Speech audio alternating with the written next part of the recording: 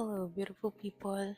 So, as you can see, my room is a mess and I'm gonna clean it. That's my dog right there, by the way. Hello, Shampy. Tulog na yan maya because it's 11:25 p.m. at maglilinis pa ako ng kwarto. Kasi uwi ako tomorrow sa lola ko and I'm gonna be spending my Holy Week sa kanila and ayokong pagbalik ko dito magulo yung dadatnan ko. We don't want that. So, I'm gonna do linis ng room first. Kasi I kid you not, yung gulo ng kama ko, wala pa yan sa gulo nitong table. Yan yung mga gamit na nakatambak dito sa buong kwarto. Ayoko na ipakita kasi Kakahiya. after maglinis, ayusin ko yung babaunin ko na damit. Yung mga gamit ko for tomorrow, Wednesday. Ayusin ko yung isusuot ko dahil magja-jogging lang ako tomorrow.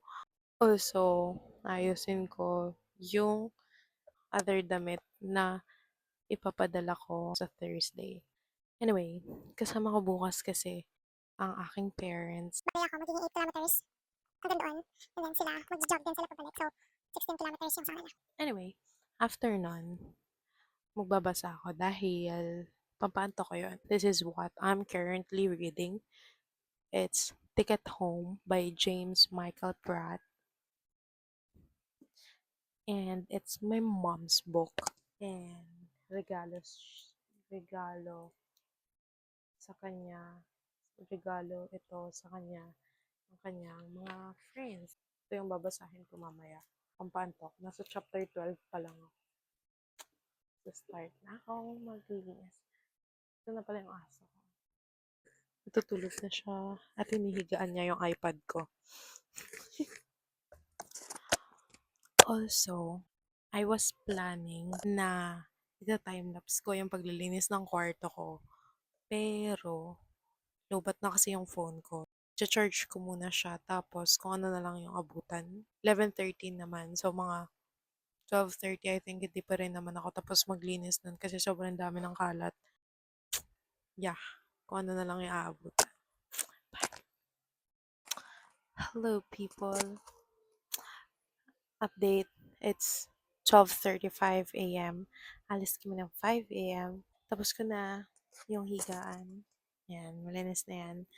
Hindi ko na pinalitan yung aking bedsheet and then yung pillowcases ko because last night ko na lang dito. I mean, almost a week ako mawawala. Kaya, hindi ko na sila pinalitan. Update sa table. Okay naman na siya. Ayan na siya. Ito. Ayan. Yan yung gamit na dadaling ko bukas.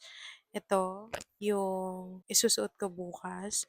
And then, yung duffel bag is yung gamit na ipadadala ko sa Thursday. Pagbalik nila sa bahay ng lola ko. At dahil tapos na yon, nakapaghilamos na rin ako. Skincare na ako. Hi.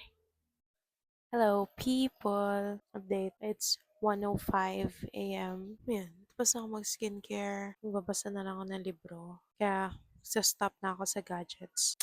At matutulog na ako. Good night. See you tomorrow.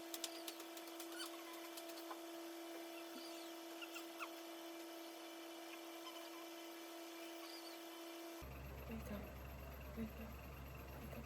Wake up. Wake up.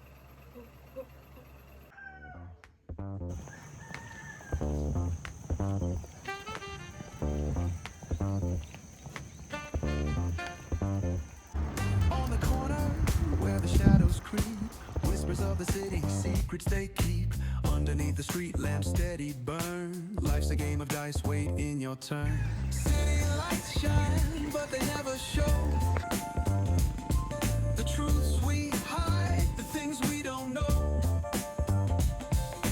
Concrete jungle beats in the air, dreams take flight, but beware, beware. Graffiti tells tales on the subway line. Lost souls searching, trying to redefine. Echoes of struggle in alleys tight, fighting for a moment under neon light. Corners hum with a jazzy groove. Time stands still, it's hard to move. The rhythm of life, fast and slow.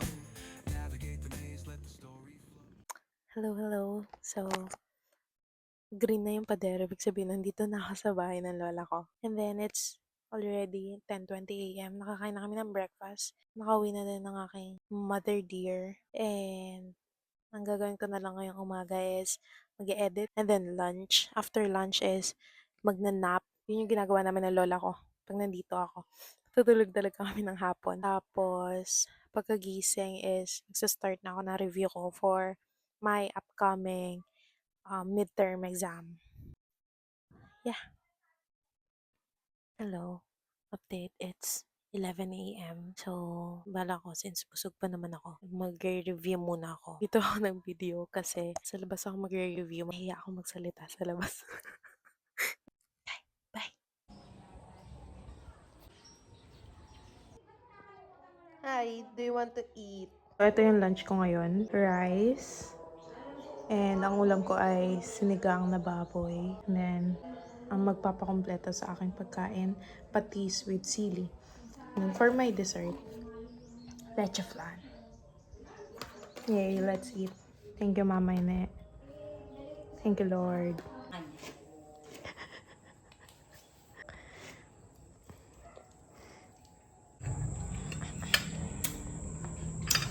Sinigang sopas. Sopas with rice.